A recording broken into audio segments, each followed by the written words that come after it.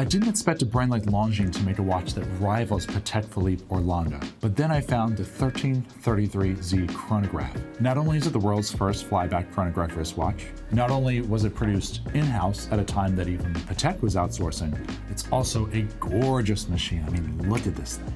I'm Thomas Hendricks with Chrono24, and I looked through 17,000 Longines watches, yes, 17,000, to find the 5 most essential models for a collection. One is a diver you can also wear to dinner.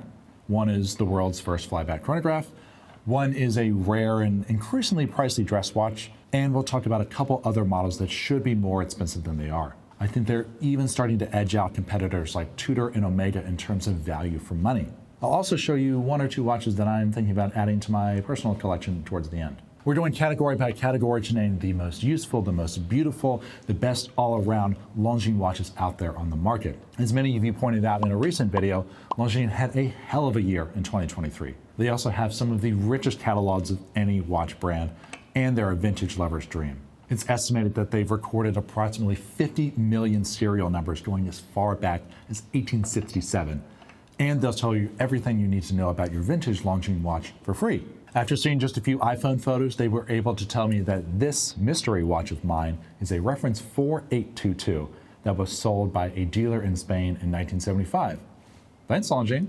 Now, of course, Longines is known as an entry-level brand, but if you go onto Chrono24 and sort from high to low, you'll see that Longines has some rare, spectacular, and auction-ready pieces to their name. John Goldberger, perhaps the world's most influential watch collector, even wrote a book on the brand. This all sets the stage nicely for our task today, building a collection of the 5 best, 5 most significant Longines watches across all major categories.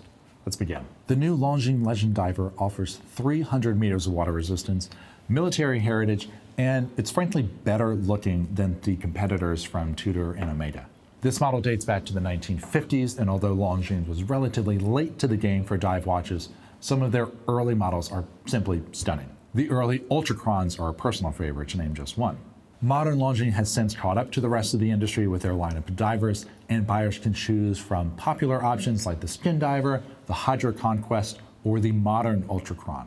But the one that they're best known for, and the one that I keep coming back to, is the Longines Legend Diver. The vintage versions are beautiful, but quite pricey and not suitable for day-to-day wear. Longines re-released this watch a couple times over the years, although in versions that were too large and too small, and with date windows that just wander towards the middle of the dial. However, the latest Longines Legend Diver eschews the date window for a cleaner presentation and comes in at that sweet spot of 39 millimeters. The inner rotating bezel is not as practical as the standard dive bezel, but it does dress the watch up quite a bit. So while you lose some of the underwater functionality, it won't look out of place at the dinner table. And really, which scenario is more likely?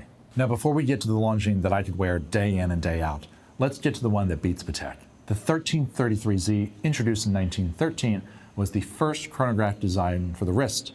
It was made hands-free for military purposes in the middle of World War I. It was also the first flyback chronograph and served as a tester movement for the later and more popular Longines 13ZN and 30CH calibers. It's also interesting to note that no other brand tried to create their own in-house flyback chronograph until 20 years later with the Breitling Type 20. And here's a spicy little fact for you. There's even evidence that the 1333Z was the first chronograph featuring 2 pushers. Now this is interesting because Breitling on their own website says that they were the originators of the 2-pusher chrono. But Longines has evidence otherwise. There's a little watch drama for you.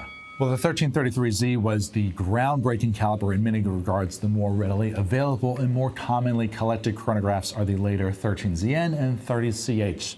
These come in a wide range of dial and case variations, and like any vintage model, a wide range of prices depending on the condition. Modern Longines offers a wide array of chronographs for very reasonable prices, many with the brand's heritage front and center. But if we're only picking the most important, the most essential Longines chronograph for this list, it has to be the 13ZN. For our dress watch category, I'll tell you about a watch that I'd choose over your typical Cartier tank. Now, Longines has many dress watches to choose from, and they're a great option to consider if, let's say, you want a dress watch in your collection, but you don't want to spend a lot of money on something you might not wear all that often. If you're looking for something akin to a Calatrava, Longines has that.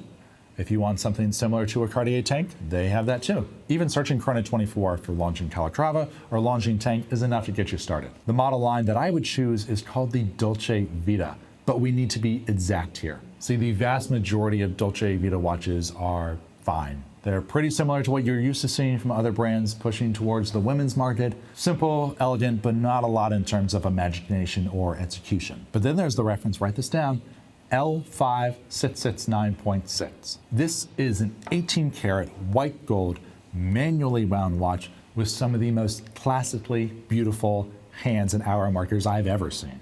The dimensions are very similar to those of a Cartier tank, and it's only 7 millimeters thick. Consider that a gold-plated battery-powered Cartier tank sells for 2 or 3 times the price, and you know you've got a hell of a value. For a daily driver, I'd say you have 2 main options: the Conquest and the Spirit Zulu Time. I personally really like the Neo Vintage 38mm hour angle, done to commemorate the Longines worn by Charles Lindbergh, but it's a particular style that perhaps a bit busy for most people. Now, the new Conquest is such a handsome watch. Better looking than it needs to be, honestly. There are chronograph versions too, but I prefer the clear vision of the time and date model. Even the date window, the element that ruins so many otherwise beautiful watches, is perfectly discreet here. Just keep in mind that the sizing is a little large at 41 millimeters in diameter and 49 millimeters lug to lug. The Zulu Time is available in a more manageable 39mm case or a more substantial 42mm. You also have your choice of 3 colors on either a bracelet or a strap. And while I know it didn't get the best reception online, the titanium Hodinkee version is pretty cool. The details and finishing for the Zulu Time aren't quite to the same level as the Conquest, but you do have the added functionality of that GMT complication. Both of these are well-priced options, and they're a little cheaper on Chrono24 as well. I do hope Longines re-releases the Conquest in a sub 40mm size, and since I have to pick one of these for the winner, I'm gonna give the edge to the Zulu Time as our Longines daily driver. Let's get funky.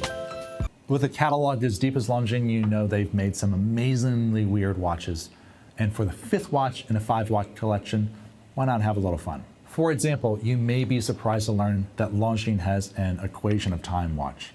This calculates the exact time by cross-referencing the Earth's rotation with your given latitude, should you need to know that. And while that's cool and quirky, let's focus on the more design-forward options. As you know, I'm a fan of the far corners of Longines archives, and I'm definitely gonna buy one of these next 2 watches. One is a mystery dial watch called the Comet. It features a bold arrow hand for your hours and a wandering dot for your minutes indicator. They call this a mystery dial because at first you're not really sure how the hands move. Oddly enough, it's actually discs underneath that rotate, not the hands per se. But the most perfectly peculiar Longines watch comes from the sketchpad of French artist Serge Manzon. In the 1970s, he created a sculptural collection of Longines watches that looked like they belong in the Museum of Modern Art. They're not the best at telling you the time, but they are oh so tasteful.